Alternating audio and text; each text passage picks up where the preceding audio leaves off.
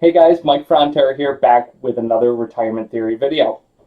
You know, one of the largest decisions we face in retirement is when to claim Social Security. And for a number of years now, the conventional wisdom has advised to delay those benefits as long as possible, up to age 70.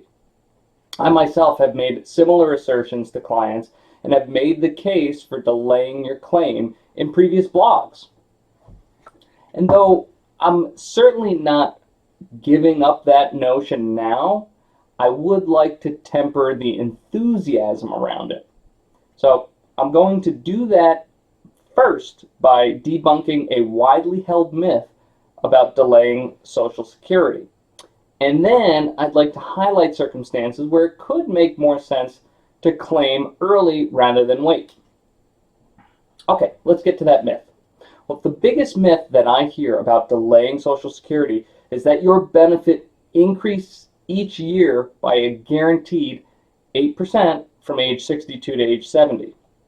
It's a reason that I've heard countless times about why you should wait to claim your benefit, but it's just not accurate. Well, okay, maybe I'm putting it the wrong way. The math is pretty close. They do average close to an 8% increase each year. So here, let's look at an example. Okay, so here's someone born between 1943 and 1954. Their full retirement age is 66. If they claim at 62, they only get 75% of their benefit.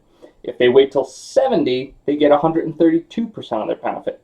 So doing some fancy compound interest math, I get that from age 62 to 66, the benefit increases on average by 7.46%.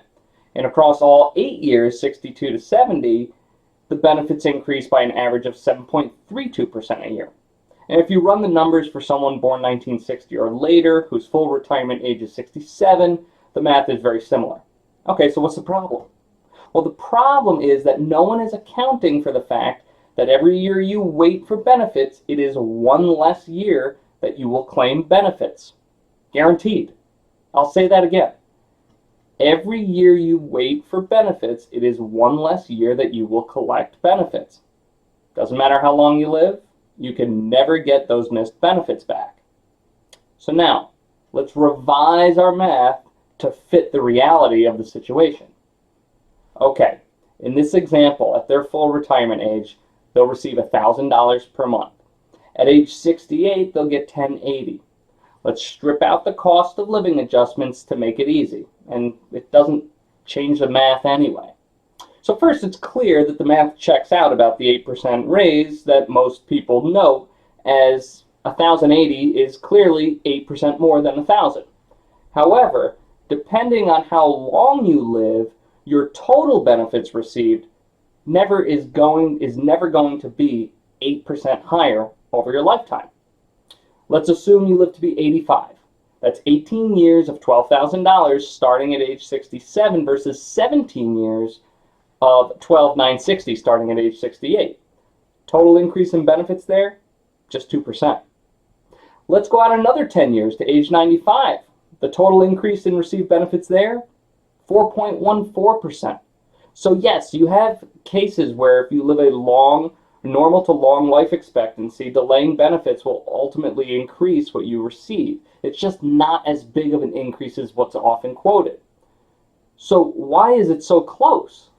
Well, in reality, Social Security has tried to make the various claiming ages actuarially equivalent, meaning on average, they're expecting to pay out the same amount of total lifetime benefits, whether you claim early or claim late.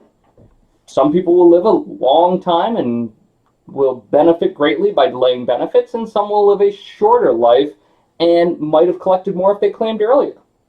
And this brings me to the point of the beginning of this video, which is, when would it make sense, or the most sense, to make an early Social Security claim? Well, there are a few times when you'd especially want to consider an early claim. The first of those, of course, is when you're retired and you need the money. If you can't bridge the years between your retirement and a delayed Social Security claim, you might not have a choice but to claim early. The next, as I just mentioned before, is if you have a shorter life expectancy.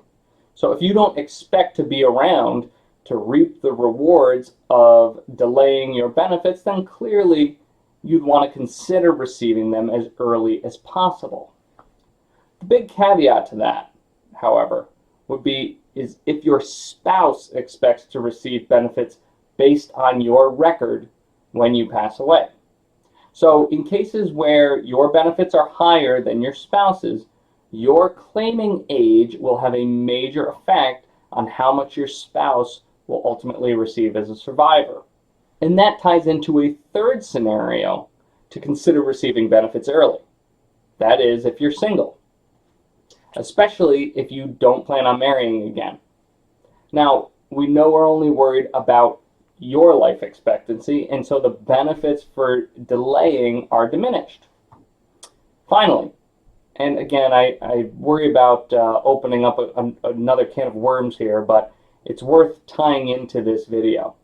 That is, if you have low taxable income, specifically low provisional income, and provisional income is the calculation that determines your taxation on Social Security benefits.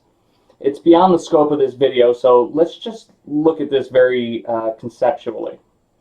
So imagine if you could receive your Social Security benefits tax-free for 8 years from 62 to 70, and you saved all of those benefits somewhere else, and you invested them. Had you delayed until age 70, which happens to be right around the time of your required minimum distributions from your IRAs, you may very well have up to 85% of your Social Security benefits taxed. That is the highest portion of your benefits that can be taxed, by the way. So thinking back to all those calculations that we looked at before, and now we look at what we actually netted out after taxes out of your benefits, can you see that getting a number of years of tax-free benefits could make it even more attractive to take benefits earlier? It would theoretically push out that break-even point of where you would have received more by waiting and might just tip an early claim in your favor. Wow. Lots of interesting concepts to think about. It's why it's so important to have your specific situation properly analyzed to see that you're making the claim that is right for your particular situation. You can see that the conventional wisdom or rule of thumb often can be pretty far off. So, do you have questions for me? Let me know. Give me a call at 518-469-8152 or just visit me at www.retirementtheory.com. Click subscribe on your video too and see new retirement videos as they come out. Do you follow me on Facebook? I think that you should. You'll see videos like these and get blog and article shares on everything retirement planning. Once again, thank you for joining me. See you next time.